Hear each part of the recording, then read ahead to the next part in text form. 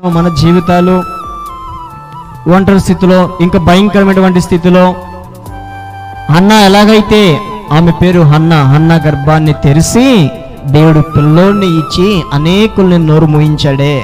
నీ మీద, నా మీద, మన చుట్టుపక్కల వారి మీద ఎవరైతే అపవాది చేస్తున్నటువంటి అవమానాల గుండా, ఎవరైతే చేస్తున్నటువంటి పరిస్థితుల గుండా పెట్టిన వారి నోర్లు కూడా మోయించడం దేవుడి వల్లే సాధ్యము.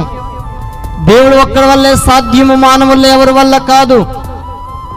ఆ పరిశుద్ధ బైబిల్ గ్రంథం ఉన్నటువంటి హన్నా చేసుకున్నటువంటి ఒక విజ్ఞాపన తన జీవితాన్ని మార్చి తన కుమారుణ్ణి ప్రవక్తగా చేసి అనేకులకి మాదిరికరంగా చేశాడే.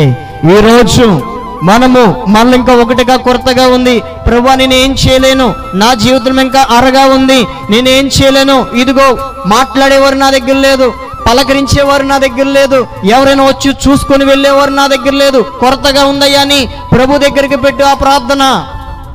ప్రభు దగ్గర, ప్రభువా నా మెంటూ నా యొక్క బాగోతులు చూసేవారు ఎవరు లేరు, నా గురించి మాట్లాడేవారు ఎవరు లేరు, నా గురించి పట్టించుకున్న వాళ్ళు ఎవరు లేరు అని ఎప్పుడైతే మనము మౌనముగా ఉండి హన్నావలే దేవుని సన్నిధికి వచ్చి తన మొరని, తన బాధని, తన యొక్క సమస్యని దేవుడికి అప్పగిచ్చిందో, దేవుడు ఆమె ఒడిలోకి ఎవరిని వేశాడంటే ఆశీర్వాదాన్ని ఇచ్చాడు.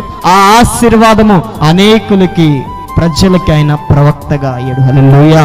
మరి నా జీవితంలో అనేక పర్యావస్థానములో మన యొక్క పరిస్థితిని, మన యొక్క సమస్యని, మన యొక్క వ్యక్తిగత జీవితమును ఎవరి మీద, ఎవరికి అప్పగించి దేవుని యొక్క మేలు పొందుకుంటున్నామా, లేదంటే ఎవరికో చెప్పి మన యొక్క పరిస్థితిని ఇంకనూ పొడిగించుకుంటున్నామంటే, సమస్య వచ్చినామంటే దేవునికి దగ్గర అవ్వాలి.